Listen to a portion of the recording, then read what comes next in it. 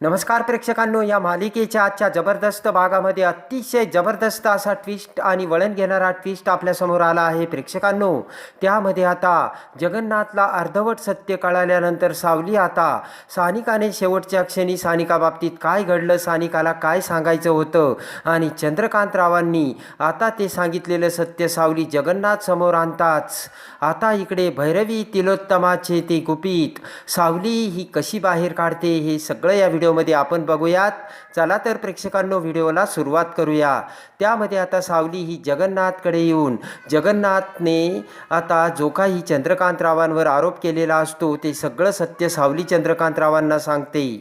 सावली म्हणते की खरं तर चंद्रकांत बाबा डॉक्टरांनी सांगितल्यानंतर सानिकाला भेटलेच नाहीये, मी तुम्हाला विठुरायाची शपथ घेऊन सांगते. ते ऐकता जगन्नाथ सावलीकडे बघतो. सावली म्हणते की त्या डॉक्टरने आणि त्या भैरवी माईने तुमची दिशाभूल केली आहे. आणि एवढ्यात आता जगन्नाथ म्हणतो, ठीक आहे सावली, एक क्षणभर मी तुझ्यावरती विश्वास ठेवतो, पण त्या डॉक्टरला कसं कळलं की मी त्या डॉक्टरला गाठणार आहे म्हणून, त्याला पकडणार आहे म्हणून? जगन्नाथ म्हणतो, त्याची आणि माझी भेट होणार. सावली, हे त्या डॉक्टरला कसं माहीत? जगन्नाथ म्हणतो की माझ्याकडे त्याचा नंबरही नव्हता आणि आम्ही कधीही एकमेकांसमोर आलोच नाही. आणि जगन्नाथचे ते बोलणे ऐकताच आता विचार करत सावली म्हणते की एक मिनिट जगन्नाथजी, अहो सगळी चूक तर माझीच झाली, सगळा घोळ माझ्याकडून झालाय. तर जगन्नाथ म्हणतो, तू काय केलंयस? आणि आता सावली म्हणते की तुम्हाला माहिती आहे ना, त्या दिवशी मी तुम्हाला त्या डॉक्टरांचा नंबर पाठवला होता आणि त्यावेळेस आता आपण तो नंबर कसा घेतला, तिथे कोण कोण होतं हे सगळं सावलीच्या डोळ्यासमोर येते. सावली म्हणते की मी तर त्या डॉक्टरांच्या मोबाईलवरून माझ्या नंबरवर मिस कॉल दिला, पण त्या कॉल लॉगवरून मी डॉक्टरच्या मोबाईलवर माझा नंबर डिलीट करायचा विसरली. सावली म्हणते की नक्कीच त्या डॉक्टरने फोन चेक केला असेल आणि म्हणून त्याला कळालं की मी त्याचा नंबर मिळवला म्हणून. ते ऐकताच आता जगन्नाथ खाडकन उठून उभा राहतो. विचार करत जगन्नाथच्या सगळं लक्षात येते. जगन्नाथ म्हणतो की आणि मग त्या भैरवीने त्या डॉक्टरने अंदाज बांधला की मी त्या डॉक्टरला गाठणार आणि त्याला जाब विचारणार म्हणून. आणि जगन्नाथच्या सगळं लक्षात येऊन जगन्नाथ म्हणतो की त्या अगोदरच भैरवीने त्या डॉक्टरला गाठलं आणि त्याला सांगितलं की तुला जगन्नाथ अडवणार आणि भेटणार आहे, तेव्हा तू त्याला असं सांगायचं म्हणून. आणि तेच डॉक्टरने मला सांगितल्याची आता जगन्नाथला खात्री होते.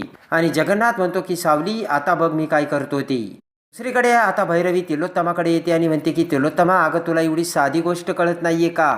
त्या डॉक्टरने जेव्हा त्याचा मोबाईल बघितला ना, त्या डॉक्टरला सावलीचा नंबर दिसला आणि त्या डॉक्टरने मला फोन करून वेळीच सावध केलं, म्हणून हे सगळं आपल्याला थांबवता आलं तिलोत्तमा.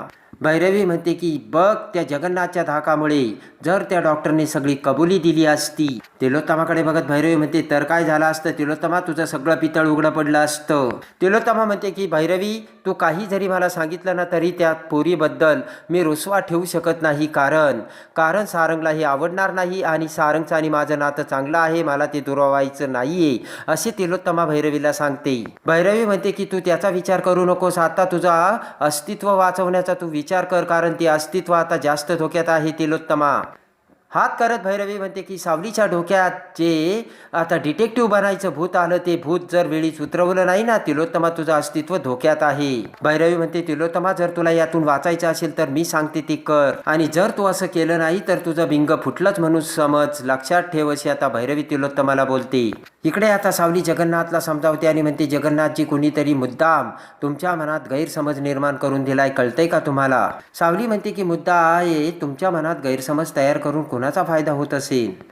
सावली म्हणते की बरं, हे जर सगळं खोटं असेल तर मग सत्य काय आहे? जगन्नाथ म्हणतो, सत्य हेच आहे, तर चंद्रकांतराव माझ्या लेकीला भेटला, माझ्या लेकीने त्याला काहीतरी सांगितलंय आणि तो हे सगळ्यांपासून लपवतोय.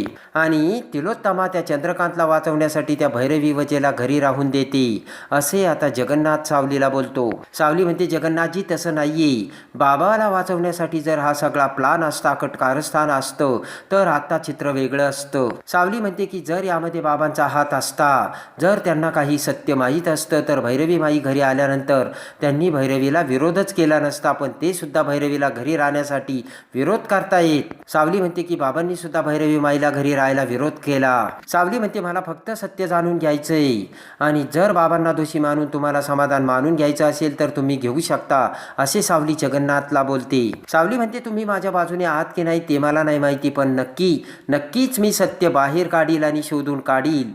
असे सावली जगन्नाथला सांगते. तर जगन्नाथ सावलीकडे बघतो. आता इकडे राजकुमार अमृता दोघेही हॉलमध्ये आता तिथे उभे असतात. तर तेवढ्यात भैरवी तिथे येते आणि म्हणते की काय ग अमृता, ही सावली कुठे गेली काय माहिती, कधीपासून मी तिला हाका मारते पण कुठे दिसतच नाही, मला चहा हवा होता. अमृता म्हणते मला वाटतंय की ती बाहेर गेली आहे, मला सुद्धा दिसली नाही. आणि तेवढ्यात आता अमृता म्हणते मी तुम्हाला चहा आणते आणि अमृता चहा आणायला जाऊ लागताच राजकुमार म्हणतो ए थांब, कुठे निघाली लगेच मांजरासारखी तारा तारा. रागाने राजकुमार म्हणतो भैरवी आणि पुढे म्हणतो जी. त्यानंतर आता राजकुमार भैरवीला हात पुढे करायला सांगतो आणि म्हणतो की तुमच्या हातावर मेहंदी काढली नाही आहे ना, मग तुमच्या बालमैत्रिणीच्या घरी तुम्ही आल्यात तर तुम्हाला किचन ओटा माहिती नाही आहे का. हात करत राजकुमार म्हणतो इथून सरळ डाव्या हाताने जा, डाव्या हाताला जाताच किचन लागेल, तिथे साखरेचा डबा आहे तो उघडा, पातेले घ्या, पाणी घ्या आणि त्यामध्ये साखर टाकून चहा करा. आता भैरवी म्हणते की अमृता तुला डॉक्टरांनी आराम करायला सांगितला ना, मग तू आरामच कर. तसंही माझ्यासाठी जर तू चहा करायला गेली आणि काही उलटं पालटं झालं तर लोक माझ्या नावावरती बोटं मोडायला मोकळेच आहेत आणि टपून बसलेलेच आहेत. असे भैरवी आता राजकुमारकडे बघत बोलते. तर राजकुमार हसतो. तेवढ्यात सारंग आणि सावली बाहेरून घरामध्ये येतात. घरामध्ये येता क्षणी आता भैरवी म्हणते बरं झालं सावली आलीस का तू, अगं जरा माझं ना डोकं दुखतंय तेव्हा मला जरा चहा कर आणि आलं घाल बरं का तर. तेवढ्यात आता सारंग म्हणतो की थांबा भैरवी. सारंग म्हणतो तिने आज दिवसभर बरंच काम केलंय तेव्हा सावलीला आराम करू द्यात. आणि सारंग म्हणतो तशी तिने तुमच्यासाठी आजपर्यंत बरीच काही फुकटात कामं केलेली आहेत. आणि सावली म्हणते अहो असं काय करता, 5च मिनिटात चहा होईल. तर राजकुमार म्हणतो ए गप्प बस तिकडे, काम करून आली ना. आणि ते ऐकताच रागाने अमृता आता राजकुमारकडे बघते. राजकुमार म्हणतो ठीक आहे सावली जा बाई तू आतमध्ये. आणि तेवढ्यात सावली चहा करायला जाते. अमृता ही सावली पाठोपाठ जाते. राजकुमार म्हणतो की कुठे गेले होते तुम्ही सारंग. तेव्हा सारंग म्हणतो की सावलीच्या रेकॉर्डिंगला. ते ऐकताच राजकुमार भैरवीला म्हणतो भैरवीजी. राजकुमार आता भैरवीकडे हसतच बोलत म्हणतो की हे बघा सावलीचं रेकॉर्डिंग सुरू झालंय, सावली रेकॉर्डिंगला गेली होती, दमली असेल बरं का, तरीसुद्धा तुम्हाला चहा आणायला गेली ती. आता इकडे अमृता सावली किचनमध्ये येतात. अमृता सावलीला म्हणते की सावली तुला आई खूप शोधत होते आणि खूप चिडल्या होत्या बरं का त्या. अमृता म्हणते सावली तू रेकॉर्डिंगला गेली होती हे आईला माहीत होतं का. सावली म्हणते माहीत असावं बहुतेक. सावली म्हणते सकाळी तर सगळं काही व्यवस्थित होतं. तर तेव्हा अमृता म्हणते की हे बघ सावली तू नीट आठवून बघ, हे बघ आईचा पारा खूप चढलेला होता बरं का. सावली म्हणते जेणेकरून त्यांना त्रास होईल असं मला नाही वाटत माझ्याकडून काही घडलंय. आता इकडे तिलोत्तमा चंद्रकांतरावांकडे येत सावलीने त्या डॉक्टरांचा गुपचूप नंबर घेतल्याचे सांगते. चंद्रकांतराव म्हणतात हे बघ तिलोत्तमा, सावलीने मुद्दाम असं काही केलं असेल असं मला नाही वाटत, तिच्यावरती राग धरू नको. तिने जे काही केलं ते आपल्या कुटुंबाच्या भल्यासाठीच केलं असणार. तिने जर आपल्या घराचा विचार केला असता तर इथे येऊन त्या जगन्नाथने एवढे तमाशे केलेच नसते असे तिलोत्तमा आता चंद्रकांतरावांना बोलते. तिलोत्तमा म्हणते की हे बघा हे सगळं त्या पुरीच्या मूर्खपणामुळे झालंय आणि त्याची शिक्षा आता आपल्याला भोगावी लागते. चंद्रकांतराव म्हणतात मग जे काही झालंय ते सावलीने केलं कशावरून. चंद्रकांतराव म्हणतात भैरवी काही सांगन आणि आपण ऐकायचं का तिलोत्तमा. आता तेवढ्या तिकडे सारंग आणि सावली तिलोत्तमाकडे येतात. सावली तिलोत्तमाला म्हणते की मला शोधत होता तुम्ही, मला अमृता वहिनीने सांगितलंय. तिलोत्तमा सावलीला फोन मागते. सावली म्हणते तुम्ही मला मिस कॉल केलं होतं का. सॉरी मी रेकॉर्डिंगमध्ये होते बरं का. तिलोत्तमा म्हणते की मला जरा वेगळ्या कामासाठी फोन हवा आहे तुझा सावली. आता सावली ही फोन तिलोत्तमाला देते. सारंग म्हणतो की फोन तपासणी इतपत काय झालंय आई. तिलोत्तमा म्हणते सारंग मला माफ कर पण मला कोणाचा अपमान करायचा नाही. आणि आता तिलोत्तमा सावलीचा नंबर तपासते आणि त्यामध्ये आता त्या डॉक्टरांचा नंबर दिसता क्षणी तो मोबाईल पुढे करत तिलोत्तमा म्हणते की हा नंबर तुझ्याकडे कसा आला. तिलोत्तमा म्हणते हा नंबर कुणाचा आहे आणि हा नंबर तू जगन्नाथला दिलास बरोबर ना सावली. आणि सारंग म्हणतो की सावली हा कुणाचा नंबर आहे. तिलोत्तमा म्हणते हा साखरे डॉक्टरचा नंबर आहे. चंद्रकांतराव म्हणतात काय तो नंबर मग सावलीला कसा मिळाला. तर तिलोत्तमा म्हणते मिळाला नाही, घेतला सावलीने. तिच्या आगाऊपणामुळे तिने हा नंबर मिळवला. का मिळवलाच ग सावली असा प्रश्न तिलोत्तमा सावलीला करते. त्याने म्हणजे डॉक्टरचा नंबर मिळवता क्षणी सावलीने तो नंबर जगन्नाथला दिला. मग जगन्नाथने काय केलं त्याच्या शंकेचं निरसन करण्यासाठी तो कामाला लागला. आता सारंग सावलीला विचारतो की सावली तू जगन्नाथजींना डॉक्टरचा नंबर दिलास का. तर सावली म्हणते हो. सावली म्हणते पण माझा चुकीचा उद्देश नव्हता ना. तिलोत्तमा म्हणते की तुझा उद्देश काय आहे मला माहिती नाही. तिलोत्तमा म्हणते पण एका नंबरमुळे काय काय घडलंय तुला कळतंय ना. तिलोत्तमा म्हणते त्या डॉक्टरने मग जगन्नाथला जाऊन काहीतरी सांगितलं. जगन्नाथने त्याच्यावर विश्वास ठेवला आणि माझ्या नवऱ्याला जाब विचारायला आणि मारायला तो इथे आला, तिलोत्तमा असे सावलीला बोलते. आता ते ऐकता सावली हात जोडते आणि म्हणते की माफ करा, मला एवढा मोठा अनर्थ होईल मला माहीत नव्हतं. सावली म्हणते मला फक्त सत्य जाणून घ्यायचं होतं. तिलोत्तमा म्हणते बघितलं का तुमची लाडकी सून, तुमचा तिच्यावरती खूप विश्वास होता ना, आणि बघा तिने काय केलं. तिलोत्तमा सावलीला म्हणते हे बघ सावली, मी तुला शेवटचं सांगते. तिलोत्तमा म्हणते की सावली, आपल्या घरातल्या गोष्टी चार भिंतीच्या आतच राहायला हव्यात, त्या बाहेर जाता कामा नाही. आणि आपल्या घरातल्या गोष्टी कुणासमोर डिस्कसही करायच्या नाही आणि तुझ्या लाडक्या वडिलांना देखील सांगायच्या नाही, असा दम तिलोत्तमा सावलीला भरवते. आणि तिलोत्तमा सावलीला म्हणते की तू येऊ शकतेस. आणि लगेच आता सारंग सावली तेथून निघून जातात. आता इकडे सारंग सावली त्यांच्या बेडरूममध्ये येतात. सारंग सावलीला म्हणतो की सावली, अगं मी तुला सांगितलं होतं तुला काही जरी करायचं आहे त्या अगोदर मला तू विचारत जा म्हणून. सावली आता खाली मान घालते. सारंग म्हणतो की सावली, त्या डॉक्टरांचा नंबर घेऊन तो नंबर तू जगन्नाथला दिला आणि जगन्नाथजीने इथे येऊन काय केलं तुला माहितीच आहे ना. सावली म्हणते की सारंग सर, मला कळतंय मी मुद्दाम केलं नाही, सत्य शोधण्यासाठी मी हे केलंय. भैरवी माई आणि ते डॉक्टर दोघेही तिलोत्तमा मॅडमला आता ताब्यात घेऊन हाताशी धरून मोठा डाव रस्ता हे तिलोत्तमा मॅडमला कळत नाहीये. सारंग म्हणतो की सावली, तू हे जे काही केलंय त्या करायच्या अगोदर याचे परिणाम काय होतील याचा विचार तू अगोदर करायला पाहिजे होता सावली. सारंग म्हणतो तू तो नंबर जगन्नाथजीला देऊन जगन्नाथजी घरी आले आणि मग काय झालं माहिती आहे ना तुला सावली. सारंग म्हणतो सावली, हे बघ माझा तुझ्यावर विश्वास आहे, पण मी तुला अडवणार नाही, पण करताना अगोदर मला तू सांगत जा. सारंग म्हणतो की ही भैरवी खूप डेंजर बाई आहे, तिचं डोकं जागेवर नाहीये, तेव्हा तू स्वतःची काळजी घे सावली. आणि सारंग म्हणतो ती भैरवी काहीही करू शकते आणि कोणत्याही थराला जाऊ शकते.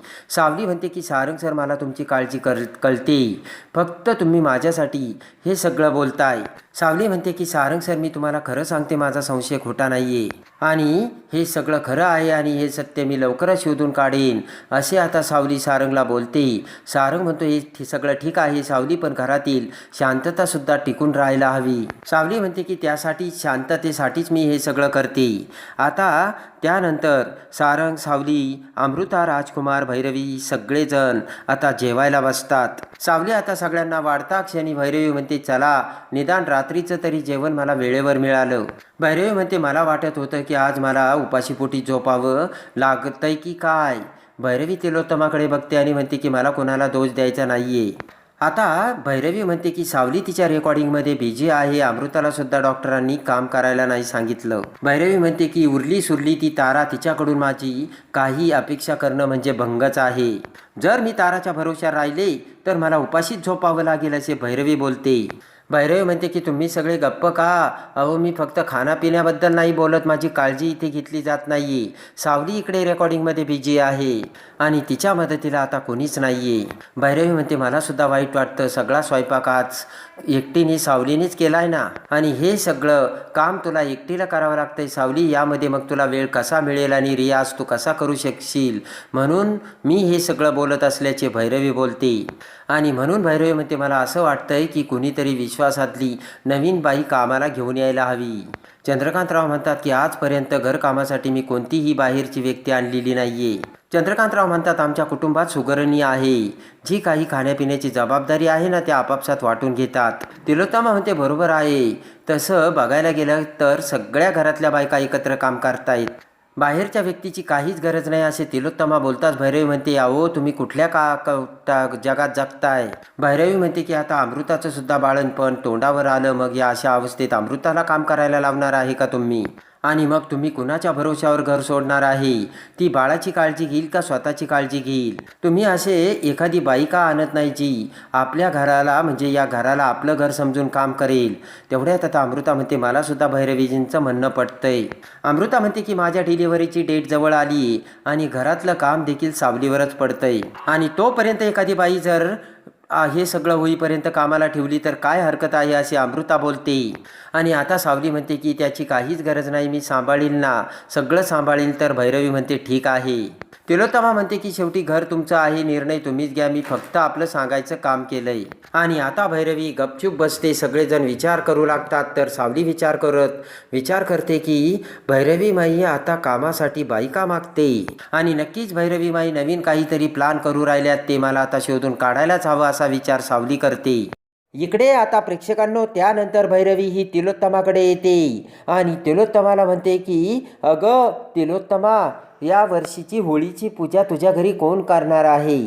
तेव्हा तिलोत्तमा म्हणते की आमच्या घरी मी होळीची पूजा करत नाही. रीतिरिवाजाप्रमाणे आणि प्रथेप्रमाणे आमच्या घरची होळीची पूजा घरातील मोठी सून करते, अमृता करते.